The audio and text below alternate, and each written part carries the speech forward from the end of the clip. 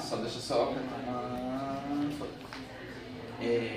Então, assim, como eu estava dizendo, esse modo de trabalhar como produtor cultural, que foi uma maneira de pensar, assim, dar outro destino para a minha formação, né, acadêmica, também me realiza como um artista, né, assim, ver os artistas fazendo, poder às vezes co-criar junto, assim, auxiliar assim, criativamente, né, também me ajuda assim, a me realizar, assim, de certa forma, a canalizar. Uma relação afetiva. É uma relação afetiva, mas também é uma relação de trabalho e é uma relação de produtividade, porque quando eu entrei na universidade que eu queria estudar arte, a ideia era ser artista visual, me envolver com as linguagens, com a performance, com a pintura, fazer escultura.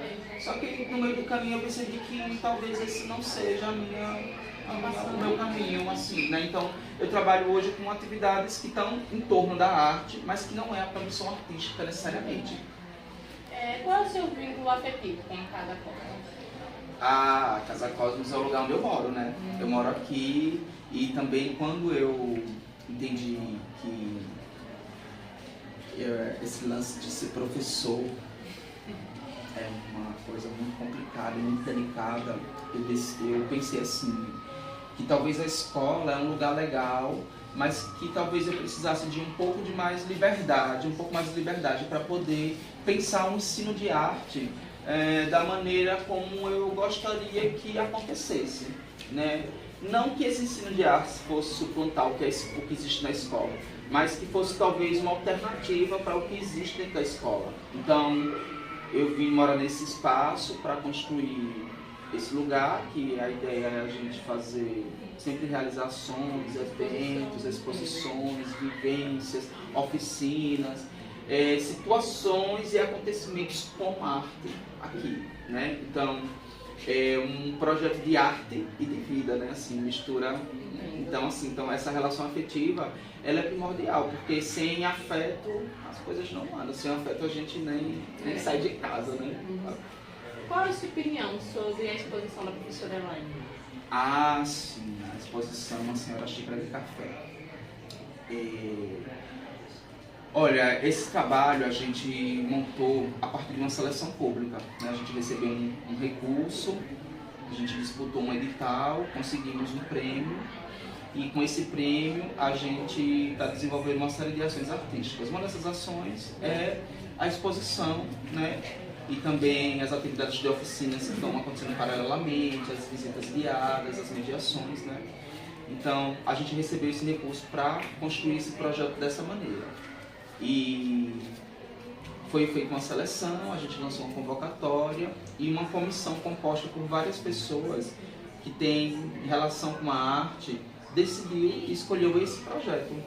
Então, para mim foi muito significativo, porque quando eu pude ler especificamente, estudar o projeto, ver a proposta, eu entendi que se tratava de uma vertente, né, de uma linguagem, de uma poética da arte contemporânea, que a gente está chamando de arte têxtil, né?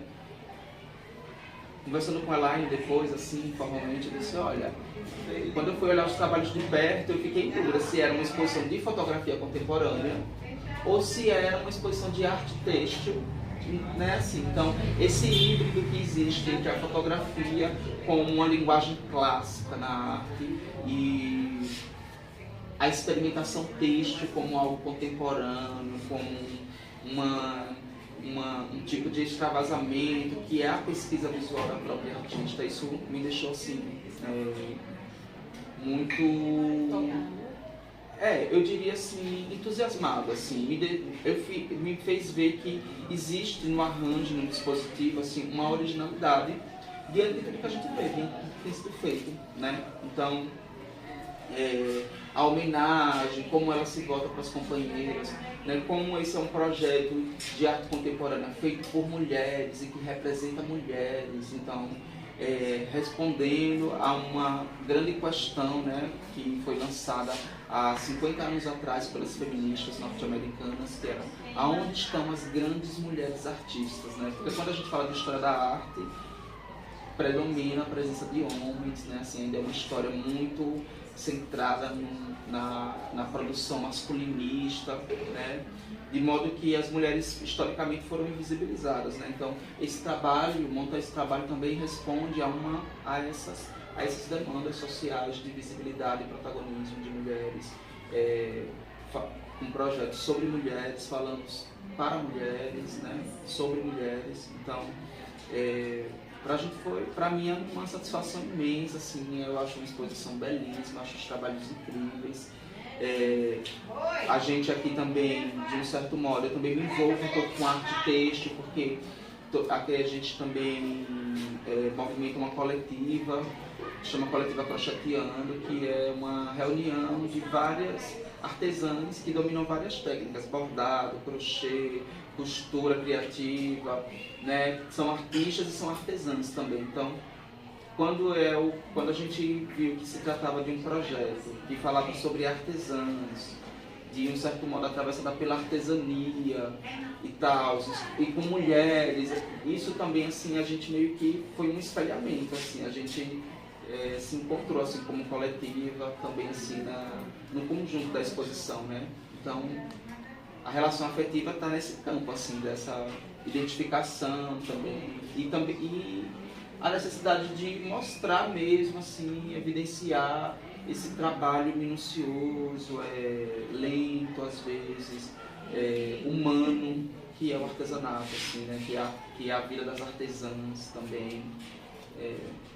Se a gente for